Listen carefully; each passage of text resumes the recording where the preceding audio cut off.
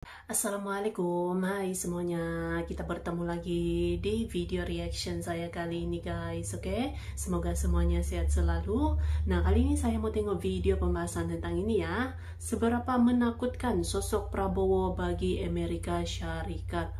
So, jangan lama-lama lagi. Mari sama-sama tengok video ini. Let's go.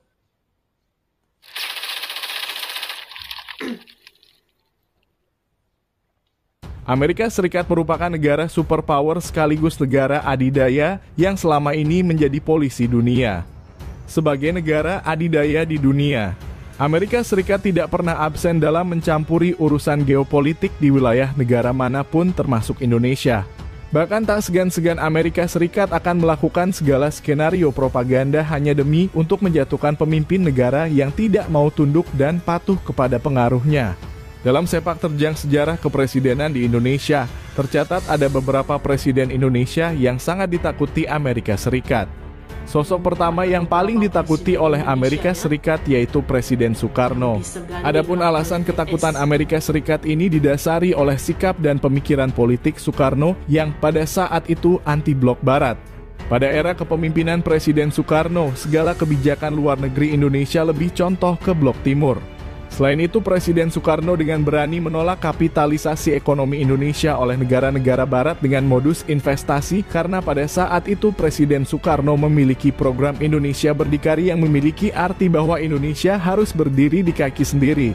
Tidak hanya itu, dalam setiap pidatonya, Presiden Soekarno selalu menggaungkan semangat anti neokolonialisme barat, yaitu penjajahan gaya baru yang didesain oleh negara-negara barat untuk menjarah kekayaan alam Indonesia. Selama kekuasaan Amerika dan Inggris belum hancur lebur, maka Asia dan Indonesia tidak bisa selamat. Karena itu, semboyan kita sekarang ini ialah hancurkan kekuasaan Amerika, hancurkan kekuasaan Inggris. Amerika kita setrika, Inggris kita linggis. Amerika kita setrika, Inggris kita linggis.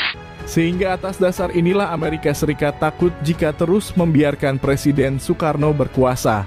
Singkatnya, Presiden Soekarno pun akhirnya berhasil dilengsarkan dengan tuduhan propaganda Barat bahwa Presiden Soekarno terlibat dalam gerakan 30 SPKI.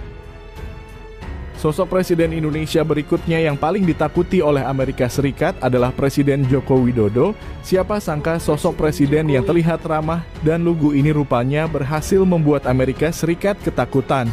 Adapun alasan Amerika Serikat takut kepada Presiden Jokowi yaitu dikarenakan dalam masa kepemimpinannya Presiden Jokowi lebih berpihak pada Blok Timur dalam hal menjalin kerjasama ekonomi dan hubungan diplomasi pertahanan.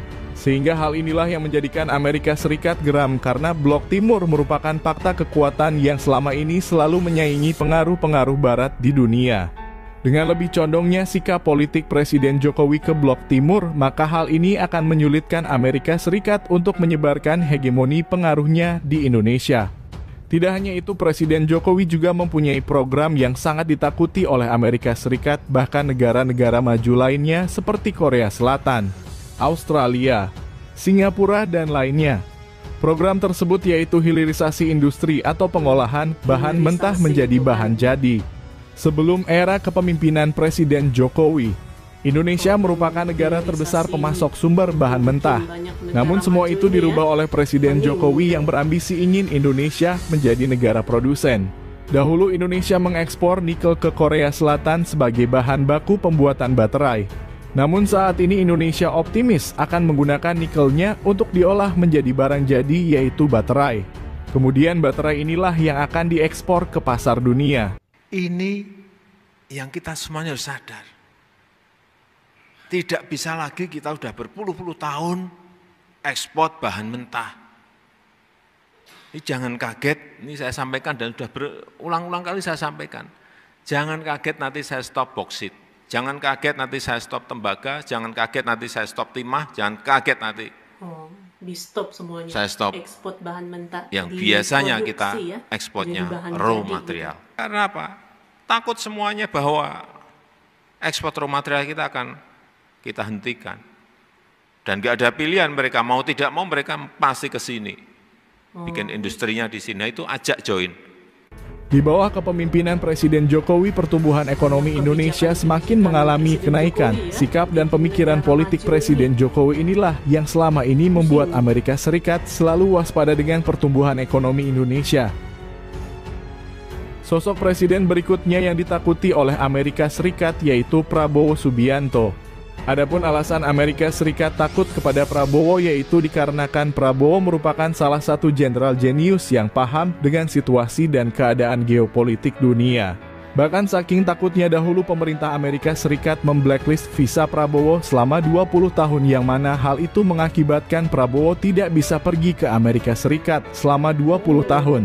Ditambah lagi Prabowo juga merupakan seorang pembisnis sukses yang memiliki koneksi relasi yang luas dengan para pembisnis di luar negeri. Hal ini dikarenakan Prabowo tercatat memiliki 27 perusahaan di dalam dan di luar negeri.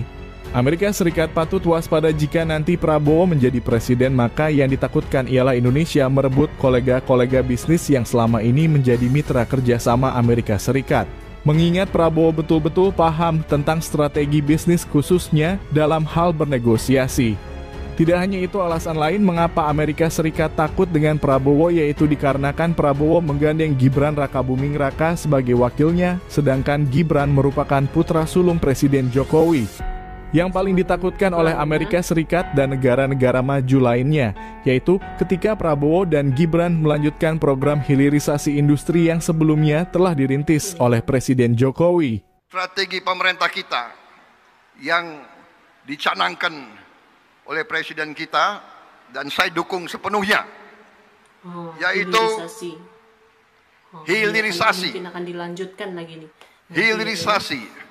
Hilirisasi artinya adalah semua kekayaan kita olah di tanah air kita, di Republik Indonesia. Kita tidak menghendaki kekayaan kita dijual murah.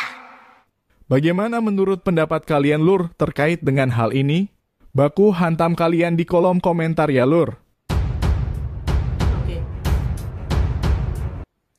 Oke guys, jadilah dia videonya ini. Sosok pemimpin Indonesia yang disegani oleh Amerika Serikat gitu kan. Memang tegas-tegas, kebijakan-kebijakannya itu memang mampu bikin negara-negara maju seperti Amerika Serikat pun pusing juga gitu kan. Seperti program hilirisasi itu gitu kan, di stop ekspor bahan mentahnya seperti nikel dan mungkin yang lain-lain lagi akan dilanjutkan lagi ya selepas ini. Tidak lagi ekspor bahan mentah, tapi yang sudah jadi gitu, barang jadi ataupun barang separuh jadi gitu. Mantap. So, terima kasih banyak sebab kamu sudah menonton video ini. Jangan lupa macam biasa untuk support channel saya dengan subscribe, like video ini, dan jangan lupa untuk komen juga, oke? Terima kasih banyak dan kita jumpa lagi di video seterusnya. Assalamualaikum.